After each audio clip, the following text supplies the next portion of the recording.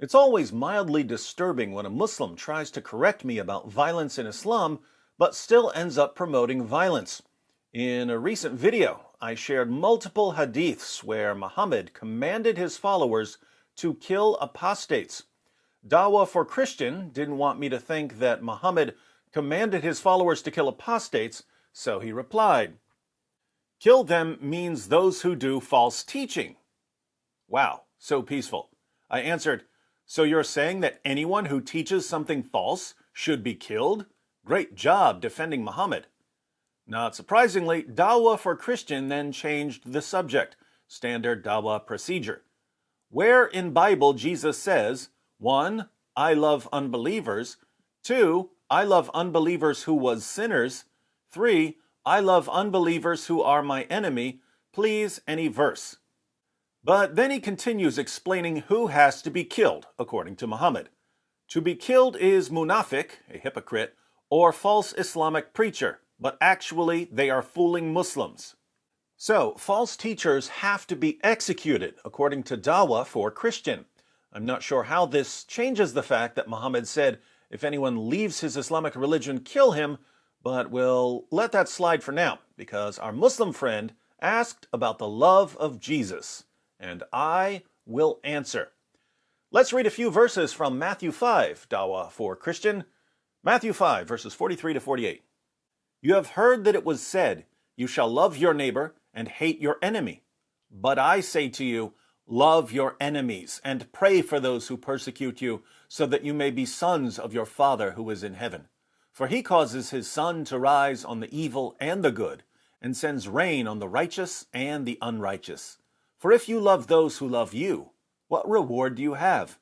Do not even the tax collectors do the same?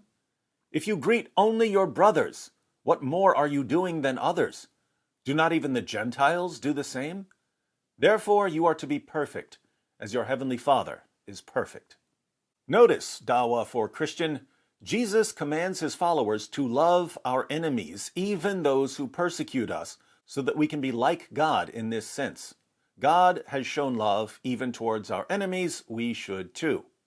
Notice also that Jesus looks down upon the sort of love that says, love me first and I'll love you back. If you love those who love you, what reward do you have? Do not even the tax collectors do the same? Tax collectors were among the people most despised by the Jews. They were viewed as traitors because they collected taxes from their own people to give to the Romans, and they would collect a little extra for themselves. Jesus says that even tax collectors love people who love them. Why is this important for you to know, Dawah for Christian? Well, what kind of love does Allah have?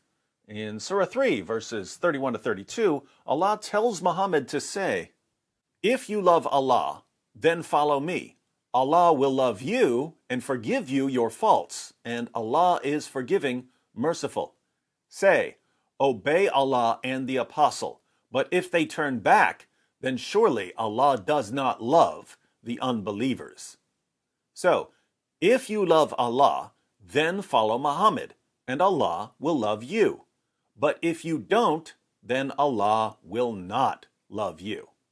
In other words, if you love Allah first and you obey him, then Allah will decide to love you back. But this is the kind of love that, according to Jesus, is no better than the love of a random tax collector. What this means is that, according to Jesus, the God of the Bible is greater than the God of the Quran. According to Jesus, the God of the Bible is perfect in love. The God of the Quran is limited in love and therefore defective. You follow a defective God, Dawah for Christian, and that's why you're so quick to call for the violent deaths of false teachers. But as long as you're preaching a violent, defective, limited God, you have no business doing Dawah for anyone, let alone for Christians. Turn to the true God, Dawah for Christian, and learn to love your enemies so that you can be a son of your Father in heaven.